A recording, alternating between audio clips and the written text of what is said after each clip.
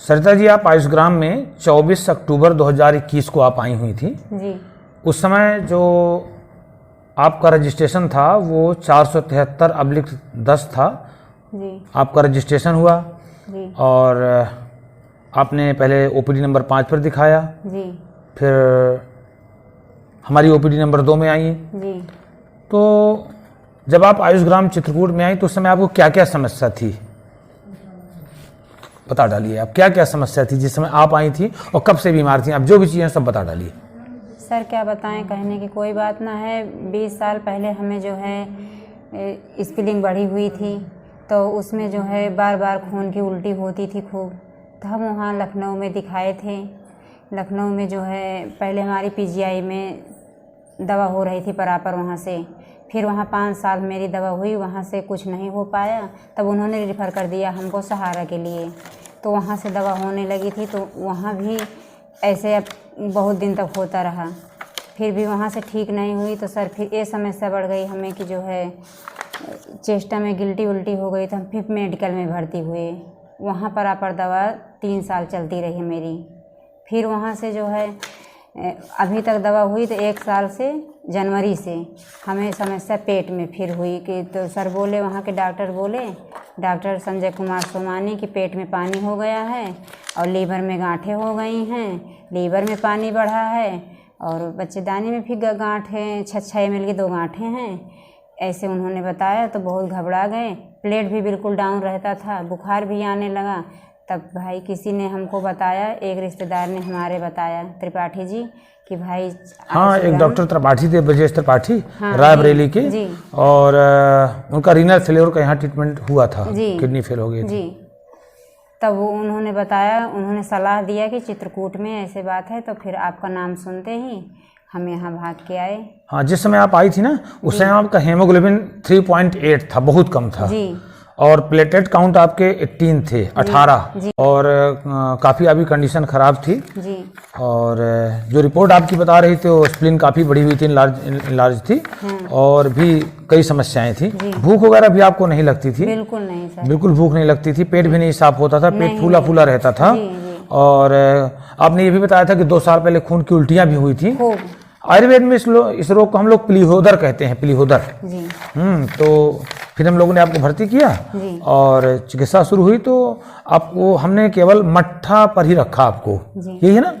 केवल हमने आपको कहा कि गाय का मट्ठा आप लीजिए और रात्रि के पहले आप मट्ठा को बंद कर दीजिए और दिन के अंत में आप केवल चावल को जो है मट्ठे में बनाकर उसको ले लीजिए।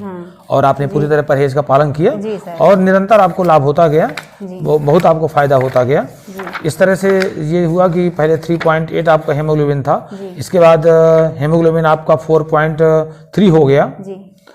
जब हमने 14/11 को आपकी जांच कराई तो 4.13 हो गया और प्लेटलेट काउंट भी 21 हो गए, 21 हो गए। फिर इसके बाद आपका हेमोग्लोबिन भी आपका जब हमने 7/11 को हमने जांच कराई तो आपका हेमोग्लोबिन फिर बढ़ा और प्लेटलेट काउंट 22 हो गए। सीरम बिलोबिन जिस समय आप आई हुई थी तो 1.5 था, 1.2 हो गया।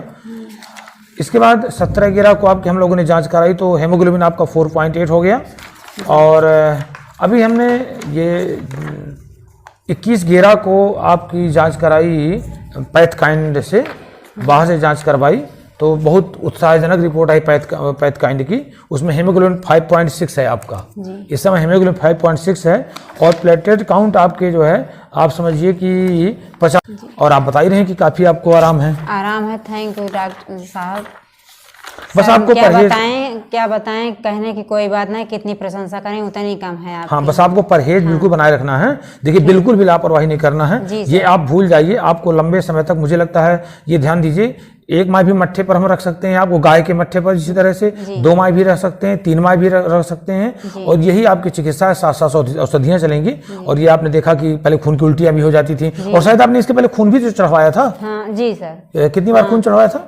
4-6 बार चढ़े, कोई सीमा नहीं थी। जब जब ऐसे तबीयत होती थी तब तब चढ़ता था। बताइए। हाँ। और यहाँ एक बार भी खून नहीं चढ़वाना पड़ा? नहीं सर। तो ये आप जरूर ध्यान दें कि अगर आपको खून नहीं चढ़वाना है, आपको जीवन चाहिए और आप चाहें कि मैं फिर से ठीक होकर के उसी तरह सब काम आपकी उम्र ही कितनी है इस समय?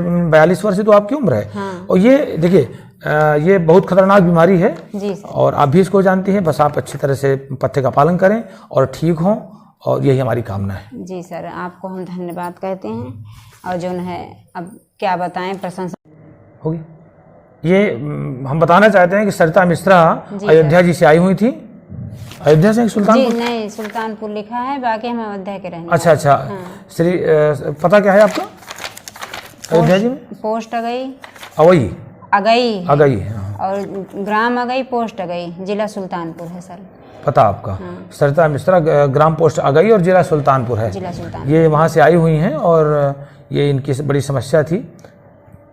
स्प्लीन काफ़ी बढ़ी हुई थी और अभी बढ़ी हुई है। हेमोग्लोबिन तो बहुत ही कम था। और ये हमारे यहाँ आयुष ग्राम चिकित्सालय में जब एडमिट हुई तो 24 अक्टूबर को आप एडमिट हुई थी और आज डिस्चार्ज हो रही हैं 22 को। लगभग 1 माह हो गए। 1 माह में इस तरह का परिणाम आया है आयुर्वेद से। और हम इनको बार बार सलाह देते हैं कि आप पूरे नियम से रहें, पथ्य से रहें, औषधियाँ बराबर सेवन करते रहें। अभी आपने कई बार हमसे पूछा है कि मैं आंवला खा सकती हूँ, मैं ये खा सकती हूँ। बिल्कुल भूल जाइए आप, बिल्कुल भूल जाइए कि मेरे लिए कुछ भी बना है दूसरी चीज़। जी सर। नहीं तो आप फिर से आपको बीमार होने में समय नहीं लगेगा। और अगर आप पथ्य का पालन करेंगे तो 100% ठीक हो जाएंगे निश्चित रूप से। हम ठीक है, करेंगे।